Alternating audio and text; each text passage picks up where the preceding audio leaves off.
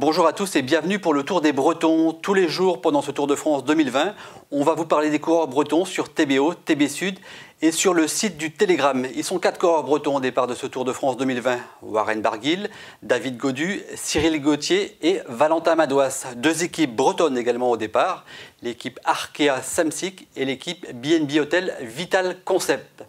Avant de parler des Bretons, on a un petit mot sur le vainqueur du jour à Nice, Alexander Kristoff, le coureur norvégien qui l'a emporté.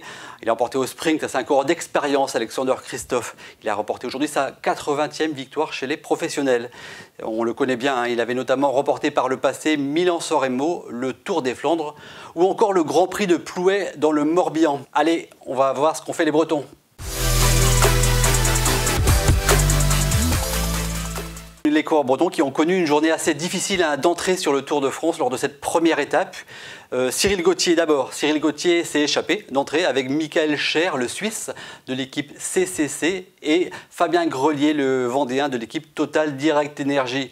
C'était la première échappée. Cyril Gauthier a fait le départ. Malheureusement, il n'a pas réussi ce qu'il voulait puisqu'il voulait tout simplement endosser le premier maillot à poids de ce Tour de France. Il était un petit peu déçu à l'arrivée, on le comprend.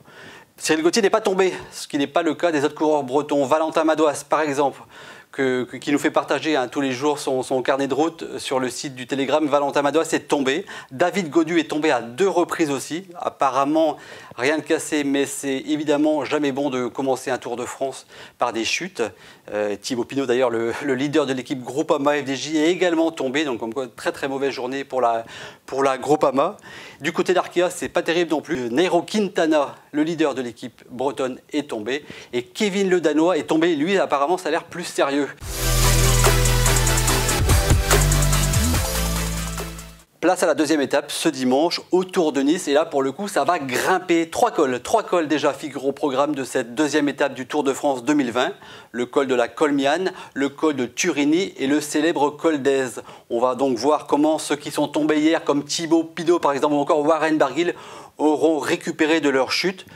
Côté breton, on a entendu aujourd'hui Cyril Gauthier qui disait qu'il espérait encore prendre l'échappée. Donc on va suivre ça avec beaucoup d'attention ce dimanche. Et nous, on se retrouve donc demain pour décortiquer cette deuxième étape du Tour de France qui est partie sur les chapeaux de roue.